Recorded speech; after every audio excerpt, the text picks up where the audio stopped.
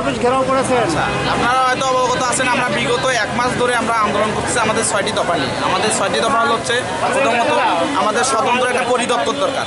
দ্বিতীয় দফা হচ্ছে ডিপ্লোমাদের জন্য 10ম গ্রেডে বাস্তবায়ন করতে হবে এবং নিয়োগ দিতে হবে।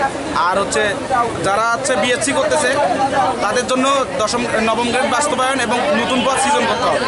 আমার হচ্ছে 4 নম্বর দাবি হচ্ছে আমাদের যে ইন্টার্নি ভাতা আছে, আমরা বিভিন্ন জায়গায় আমাদের ইন্টার্নি করি, ইন্টার্নি ভাতা আমাদের দেওয়া হয় না। 5 নম্বর দফা হচ্ছে আমাদের একটা কাউন্সিল গঠন করে দিতে হবে, যেই কাউন্সিলের আওতায় আমরা আমাদের ইন্টার্নি ভাতা, তারপর হচ্ছে বেসরকারি যে আমরা সেক্টরে কাজ করি এই সেক্টরের কর্মমালা আমাদের প্রণয়ন করে দিতে হবে।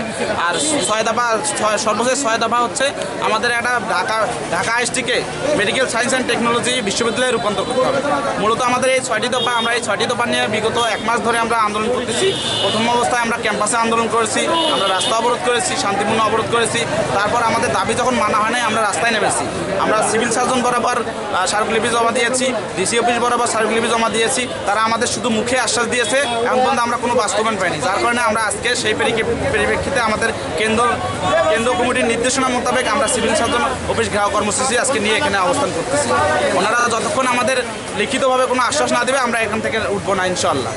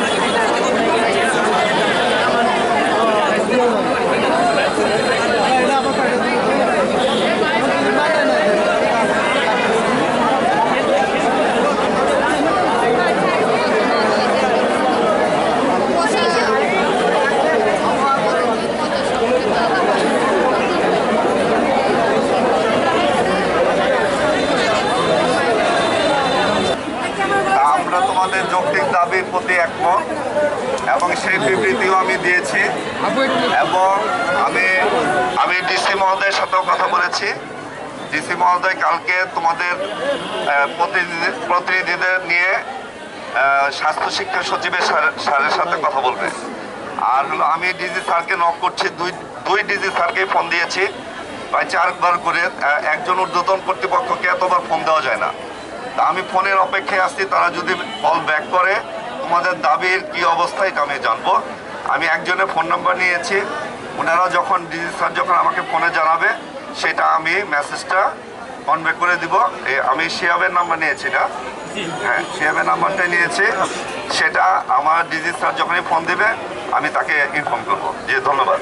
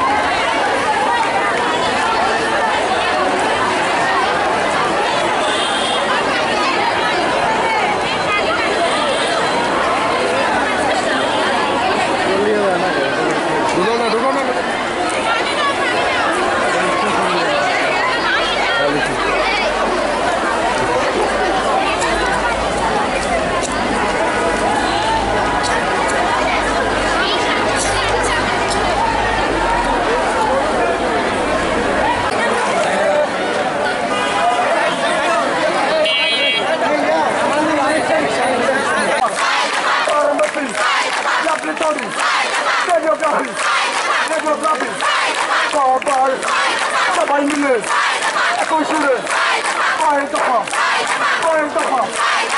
স্যারকে অসংখ্য ধন্যবাদ জানাই। তিনি স্বাস্থ্য শিক্ষা ডিজি মহোদয় এবং সেবা ডিজি মহোদয়কে বারবার উনি নক করেছেন, কিন্তু স্বাস্থ্য শিক্ষা ডিজি এবং সেবার যে ডিজি উনি তার কোনো রেসপন্স করে নাই।